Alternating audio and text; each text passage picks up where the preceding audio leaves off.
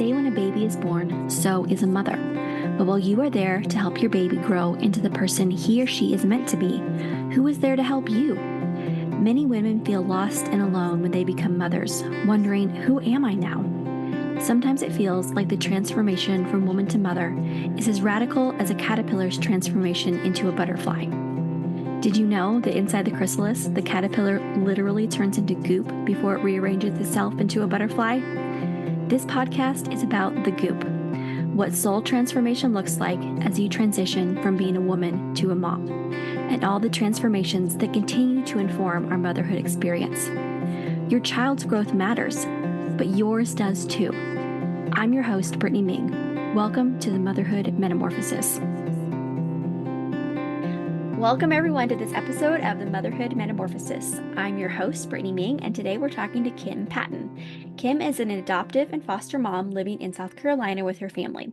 She writes at kimpatton.com and has been the host of Book Therapy Podcast since 2022.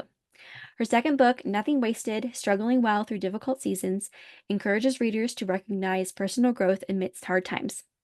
In her free time, she's usually reading a memoir, taking her girls to the playground, or playing tennis with her husband at the YMCA. So welcome, Kim. I'm so happy to have you on today. Thank you, Brittany. I'm happy to be here. So you are an adoptive mom and also a foster mom, and you have a unique story of becoming a foster mom after you have little bitties, right? So can you tell me the ages and stages of the children in your house right now? So we have Eden and Shiloh. We adopted them at birth, and they are about a year apart. They're 3 and 4 right now. And you said in the bio that I like to take my kids to the playground. Well, my husband is currently taking them to the playground. It is our favorite thing to do. And then we are off duty right now, but our job is actually working in foster care with teenage girls. So starting on Monday, we live in a cottage with 5 teenage girls ranging from 14 to 18 years old, and we're there for a solid week. And then we go off duty and another couple steps in and works their week. So it's technically a group residential home for foster children, and we have the privilege of hanging out with a bunch of teenagers, and we do have our babies there with us while we're working. So do you guys have like a little apartment or just like a bedroom with like for your family, or is it like your little ones have their own room or you guys all stay together? How does it work with a cottage? So the cottage is huge. When you walk in, there's like a wing to the left and a wing to the right, and there's 4 bedrooms on each side. So we can house 8 teenage girls. And then there's quarters for the other teaching parents to live in, and there's 2 rooms in there. And then there's quarters for us to live in. So when we're on duty, we have a bedroom, a bathroom, and then 1 other bedroom. So our daughter sleeps in the bedroom, and then our little one sleeps in the closet currently because she's still in the pack and play. So it's small, but it is private, and we can lock the door. But most of the time we're out and about with the teens in the main area, living room. There's a piano, a big dining room table, and a kitchen with, very beautiful remodeled counters. So I do a lot of laps in the cottage from side to side because their bedrooms are on one end and then way on the other end. So how many foster daughters do you have in the cottage right now? We have 5. We started working in January with 1. They had used this cottage in the past, but they reopened it in January. And so we got the privilege to clean it out and kind of get it ready, stock some things. And our first teenager came in January. And then we kind of slowly built up to like 5, 6, 7. And then 2 of them left this summer. And so we're at 5 right now. So you started in January. How did you come across this opportunity to be the cottage parents? I blame my husband 1000%. Like, this is all his fault for, uprooting our family. And I say that as a joke, but it was his idea. Let's put it that way. He started looking into foster care, and he came to me a year ago, a little more than a year ago in August. And he said that he was looking at foster care jobs where we would live on the campus and foster multiple children. And I freaked out. I said, what? Shiloh's not even potty trained. And I was struggling with a lot of anxiety and a lot of mom guilt and a lot of just frustration as a stay-at-home mom. And he said, well, I'll solve your problems by we'll be with I'll help you. I was like, no, like that's not helping. If you're giving me 8 more teenagers to raise on top of my 2 kids, like, do you know that I hate cooking? How does this make sense to you? But the more I thought about it, and the more we interviewed, it kind of started to not make sense, but it was just clear that he wasn't budging and that God was kind of opening my heart to the possibilities. And then we went ahead with the interview here in South Carolina, and they wanted us. And I felt a lot of peace when we were on campus here. We spent the whole day here, 9 to 5, and every single person I met was just radiating with a peace and a love and a passion to help foster children. And at the end of the day, Kevin and I just kind of looked at each other and we're like, they're doing great work here. And if we're going to be a part of it and if God is calling us here, then absolutely. It took me several months, lots of tears, lots and lots and lots of tears to get to the place where I finally said, okay, yeah, let's do it. So when did you interview, and then when did you say you started in January, but the interview process was a lot months before that time? Yeah, it kind of stretched out. I would say we had a couple interviews online, on the phone, in person, August, September, October. And then they officially asked us to come in November. They said, can you come the first week in December? Mm. And I was like, wow, that seems a little soon.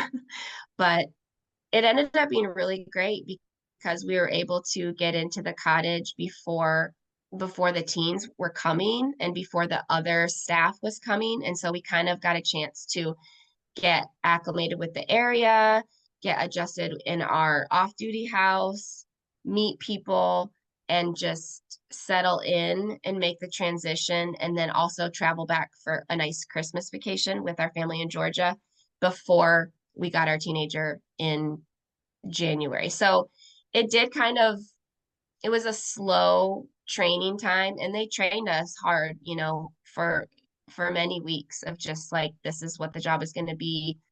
You filled all the paperwork. It just helps to have like 2 months of settling in, and they were paying us. And so right away, we felt the graciousness of this whole place here. They were happy to have us. They were happy to pay us, and they were happy to let us go home for Christmas. And it felt like, thank you. Thank you for being so reasonable with us. So that first teenager, how did it feel going from I have little toddlers, I have preschoolers, to jumping right into being a parent to a teenager? Oh my gosh. The craziest thing is that when I told people this is what Kevin wanted us to do, I was so upset. I did not see, I couldn't see. I was so blinded by my fear and by my own limitations. I thought, there's no way I can do that. Like, I literally can't do that. And my husband was very persistent. And the people around me, whenever they found out, they're like, oh my word, Kim, you are amazing with teenagers. You are amazing with people. You are, yes. And I'm like, what? But being their parent, like, I didn't think that that was a good idea. So, when I got my first teenager, she was scared to death. She felt like the cottage was a prison. Um, I had to stand in the hallway. Well, I had to stand in the hallway while she was on the phone with the person who put her in this facility. And she was crying and she said, this is a prison. And I was just standing there praying, just, oh my goodness, what is going on? I don't know what to say. I don't know what to do. I don't know how to comfort her. Um, she ended up mentioning a movie that she liked, and so we were looking up things on my phone about the movie, and I guess I just tried to like make her laugh, tried to make her feel comfortable. I took her grocery shopping with me, um, and she was awkward. She was not comfortable, but slowly with time, we got to know each other, and then we got our second teenager within just a few days, and that first teenager recently left, and I wrote a card to her and I said, you made me a foster mom. I was not a foster mom before I met you. And you are the only person in the whole world who has that opportunity, who has that gift, who made me into who I am. And so thank you. I know you didn't choose that. I know you didn't want to come here, but I've loved being a part of your life for 6 months and I'm going to miss you. So falling in love with the teenagers has been absolutely my favorite part of the job because they're wonderful. They're wonderful, beautiful souls. And I'm so grateful. It's an honor just to be in their lives because I know that it's short. And I know that I didn't do anything to earn a place in their life. They don't even want to be here. They're here because adults in their life made terrible choices. So it's none of their faults, but it's an honor and a privilege to just live in the same house with them. So you were there for a week and then you have the weekend off, or do you have like a whole week off? What does your schedule look like as you parent in the cottage? It's week on, week off. So Monday is our transition day. So we this Monday we have a meeting at 1. So we'll start at 1 o'clock on Monday, and then we'll work all week. And then the other set of teaching parents will come in the following Monday, and we'll have our meeting, and they'll stay in the afternoon, stay for dinner. We'll cook dinner, and then we'll go home after dinner. So basically, Mondays is kind of the big like transition, and Tuesday mornings we have a meeting. So we're technically still on duty Tuesdays until 1 p.m. But for the most part, we just go to the meeting and then we can, be off duty for the rest of the week. And this week I actually got a phone call in the middle of the week. I've had, emails come in that are concerning. So you kind of like stay on top of things a little bit, but for the most part, we're not responsible for anything when we're off. So it's a good chance to rest. So do you feel like you're co-parenting with this other couple? Like you have to catch everybody up on like, okay, this is what happened this week. This is the challenges. Somebody has a test. Like, do you feel like you're like doing the like you're not divorced, but like you're kind of passing the baton to the other parent? You're absolutely right. We are divorced. We are a divorced family of 4 adults. It's so weird. Like this system, the system here is different from other places because in foster care you see a lot of shift work where you'll work like a day shift or an evening shift or a night shift and then you come back the next day, but no, we live there, so we are on for a solid week. There's no shifts. It's 24/7 for 8 days basically. And then there's other foster care systems where you have kids in your home and you have them 24/7. And you have however many beds that yet the state allows you to have, or I'm not sure how it works with a single house foster family. But the pros is that we get a week to rest. The cons is that you have two different parenting styles, and really you have four different parenting styles because you have my husband and me, and then the other husband and wife. And so when we come together, we kind of, make decisions together. We figure out what the chore chart is for the week. We talk about appointments. We talk about struggles. We talk about who got suspended from school. And you kind of like troubleshoot, like, hey, this girl is having trouble with keeping her room clean. Like, what are some consequences that we can implement that will help her be motivated to keep her room clean and get out of the house in the morning on time for school, things like that. So, yeah, it's co-parenting to like the next level. Yeah, for real. That's really a unique situation. So, do you have a specific story in mind where you're like, oh my gosh, I'm parenting teenagers and this is totally different than parenting my little ones? I think the weekends really killed me at first because their bedtime during the week is like 10 p.m.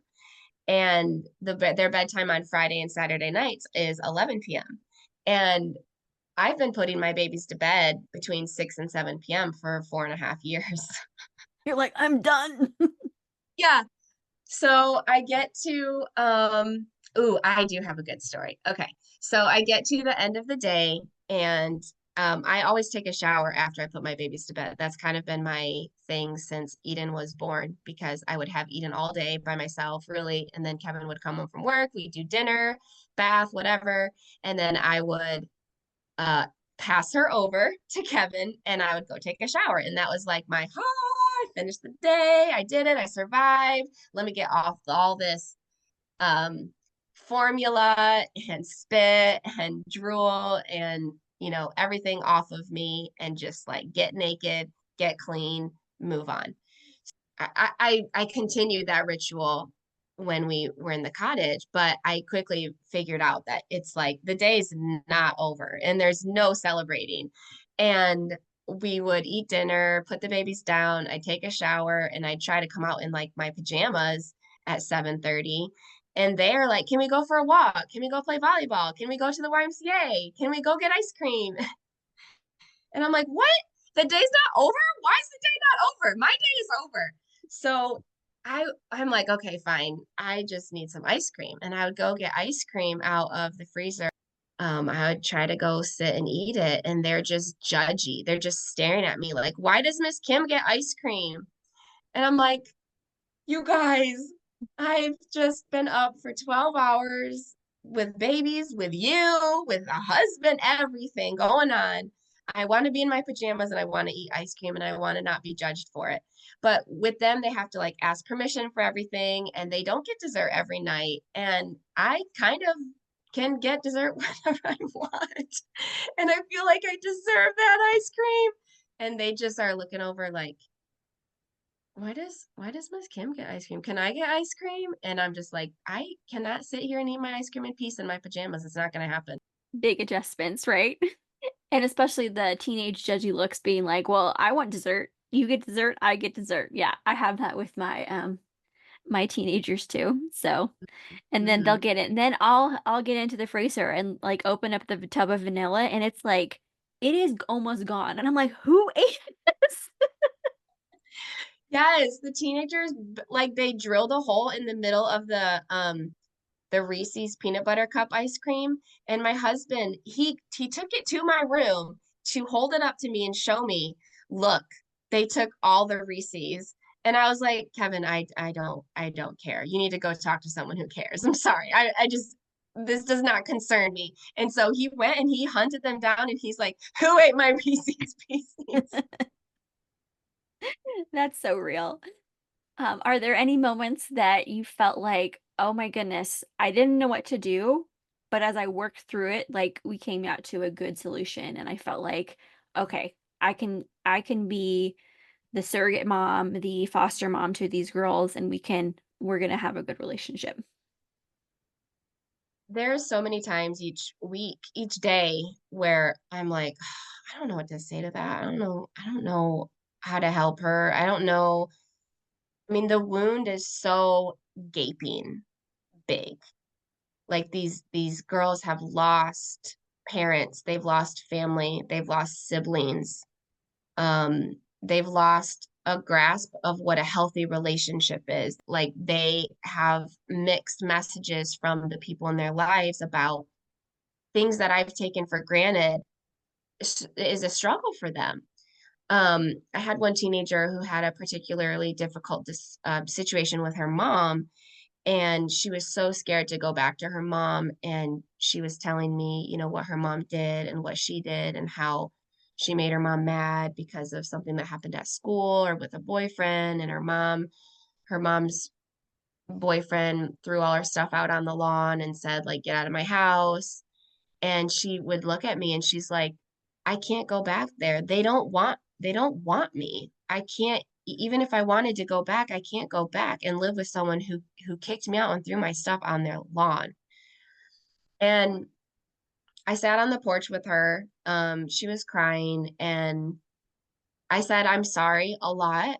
Um, I asked questions, but I mean, when they train us to do this, it's like there's just not enough training because every situation is so different. And I mean, they can train us on how to react or on how to deal with basic situations, but in general, every single girl that comes in is incredibly precious and nuanced and just like this prism of difficulties and strengths and weaknesses and beautiful parts of their personality and memories and fears. And so to hold them all is like you're so fragile. I don't know what to say. I don't want to break you. But at the same time, they're very strong. They're very resilient. They're very strong. They're hilarious. They're so funny. They're so silly. And they love love. Most of them are okay when I hug them. And some of them have come to expect my hugs, or they'll come to me and just tuck in for a hug. And that's that's just the simplest thing I can do is, hey, I'm here. And I tend to be overly silly with them. I think I've gotten in trouble a few times with my supervisor for being too much like a teenager and not enough like a teaching parent. And she's like, you realize that you're supposed to give them consequences. And I'm like, yeah, but it's fun. Like we were having fun. So, I mean, I have my strengths and weaknesses too. So I relate to them in some ways, but at the same time, I have to remind myself that I'm the adult and I need to be cracking down on stuff. And this week we had a situation that really kind of shook me and said, basically, it just made me feel like this is a serious job. There can be serious allegations. You're dealing with children of abuse, victims of abuse. And so they act out of that abuse. And it's not their fault. But it's just a reality that I need to remember of like it's my job to keep these teenagers safe. And do I always feel like I do a good job? Absolutely not. I feel many times where I'm like, oh my goodness, who hired me and what were they thinking? But I trust God to continue to lead me and guide me and shape me to just keep learning and do the best I can. I think you said so many things. I mean, I think every parent, I know when I had little ones, people would say, just wait for the teenage years. And I'm like, I am so scared for the teenage years because everybody always has like big things to say about it. Like it's so hard or like it's such a struggle. And and it can be, but and I still have a lot of fear going into it, like, am I doing this right? Am I messing them up? Did they say the wrong thing? But also appreciating who they're becoming as young adults and seeing their personalities develop and appreciating their sense of humor and, getting to celebrate the things that their accomplishments and their little wins and trying to develop their character when they're driving you like absolutely crazy.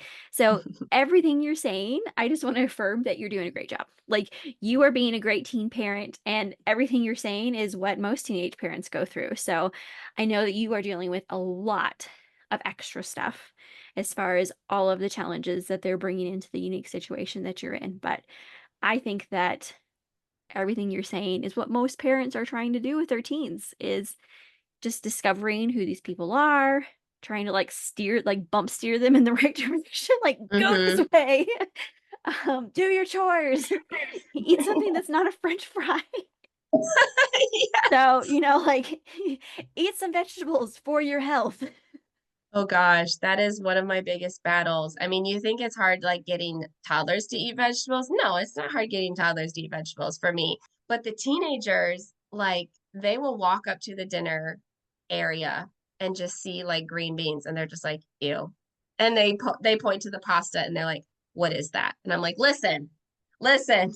You can make yourself a sandwich if you don't want this, but try something green. It will help you live longer. And Like, do there's you no like use constipation? Like this will help you. exactly. So the pain is real. Eat your vegetables. Okay, so you're like 9 months into this, being a foster mom, being a parent to teenage girls. How do you think you've grown? Like, tell me about a strength that you've gained in yourself through this situation. I feel like the compassion for myself and the compassion for these teenagers is like overwhelming. You just feel so many things when you hear a teenager talk about abuse, or you hear a teenager talk about her upcoming birthday and how, her parent did this or that on her birthday. So the compassion for them in the situation that they've come from and what they have to do to overcome is huge. And I love them so much. I love them so much. I just want to squeeze them. I want to hold on to them. I want to keep them. I want to adopt them all. And my compassion has grown. Um, I feel like people are scared of foster care. They're scared of foster kids. They're scared of all of the things that foster kids bring into a home. And I was not an exception to that. I mean, Kevin and I talked about foster care several years ago when we were considering adopting through the foster care system. And Kevin really wanted to adopt a sibling group. And I was really wanting a baby, and so it was very hard for me to get there. I was already grieving not being pregnant, but grieving not getting a baby to raise was just like too much. So then God gave me Eden at birth and then her sister at birth. And so I got to do the baby raising, which I think I really needed to do. It was a gift to be able to raise the babies because God knew how much I needed that. I'm so thankful that I've got that opportunity to raise them from birth. So the compassion for teenagers who have lost so much, and just it's easy to kind of glide over their struggles because you just love them. You just love them. You can't help but love them. They're adorable. And yeah, they do drive you crazy, but if you think about your own kids, like, just walk into their room at night when they're sleeping. Like, that feeling of love after a day of bonkers. Okay. Like, yeah, that's what it is. And it's the same thing with these teenagers. Like, I don't walk in when they're sleeping because that's not part of the job description. But it is kind of the idea of their intrinsic value is unbelievably precious. And when they make me laugh, it's so cool. It's like, you were such a cool person, and I'm sad for the people who have pushed you away. Mm. I get to be in your life, and I'm glad. And I'm sorry that other people who should have been in your life are not. So, if you were going to give some advice to somebody who's thinking about fostering teenagers in any situation, what what would you tell them? I would say do it. Do it. Just kidding. If you're not ready, you're not ready. So it's totally okay to not be ready. And I don't think that I was ready. I think that my husband was ready, and he felt the call. He felt the peace that it would be a good situation for our family because we could parent together fully 24/7, our kids and other people's kids. And the fact that he wanted to do that gave me a lot of peace. I didn't think it was going to be enough because I feel like with foster care, you need like multiple parents. Like, you just need as many Well, you hands have as you. your co-parents here, so you have your other couple. Yes. And we're happy to make that switch. Like, Kevin and I do it, and then we're like, there you go. Enjoy the one who got suspended for vaping. Woo-hoo! And we needed that help from this community. Like, we have therapists on campus, we have the school on campus, we have my supervisor who answers my every call basically or text, and she has her supervisor. We have training, we have other teaching parents that we can talk with and see what they're doing and kind of brainstorm ideas. So the community feel is very helpful. So there's some pros and cons to being part of a community foster care, but I would say to anyone considering foster care, even if you're single, even if you have not very much room in your house, I just think that, like, God gives us the capacity to love through his love. The relationship I have with God fills me with the type of love that he wants me to pass on to them. Thank you for sharing, and I just really appreciate hearing about your unique situation. I haven't ever had a parent who's in a group home or doing a group parent, so I love hearing that. That's awesome. And I think that you're part of the community there, but just know that like you are part of the community of parents who are parenting teens. So don't feel like you're not part of that group. Like you're the toddler parent, but you're also the teen parent. So I just want to encourage you with that. I've never really felt that, because I'm 35. So I'm actually around the same age of some of these kids' moms, and actually a little bit older than some of their moms. And so it does feel weird to be a teenage parent. I don't know that I would have considered that. So thank you. I'm going to think about that. Yeah. So I have a fun question to ask you for our ending time. Since you're on your kind of rest week, what is one thing you're doing to enjoy your life this week? Well, I took a really long bath last night and I read a book. It was just really nice. I watched football with my husband last night, and being able to have the week off and, take a long bath, read books, spend time with my husband. Yes, you need that definitely. Where can we find you online? And remind us of your podcast again. Okay, so I write on kimpatton.com. I write for Her View from Home. So a lot of my essays are kind of along the lines of what you talk about on this podcast: motherhood, faith, marriage. Whenever I can write an essay that connects with another mama, that it just encourages them to keep going when it's hard. I feel like it encourages me and it encourages them. And then I write on Substack as well. And I have my book therapy podcast where I talk about one great book every episode, and it's super fun. That's awesome. Well, I will make sure to share the links to your podcast and your website and any other things that people can find you on social. So thanks, Kim. Appreciate you Thank coming on today. Oh, it was so fun. Thank you so much for listening to this episode of the Motherhood Metamorphosis. If you've enjoyed this episode, please hit the thumbs up and subscribe to this channel so you never miss an episode. Next, tell your friends. Podcasts are a slow growth type of social media, so promo works best when it's from person to person. If you know another mom who's in the goop right now, send her a text of encouragement and the link to the episode that is speaking to your heart right now. If you have a story about your own matrescence, the physical, emotional, hormonal, and social transition that occurs when someone becomes a mother, please leave a comment below. I want this channel to be a place where women can build community about the challenges and joys of their own motherhood metamorphosis. Thank you so much for listening today. I hope it encouraged you and gave you some good food for thought. If you ever have any questions, comments, or you'd like to reach out to me personally, you can email me at brittanyaming@gmail.com.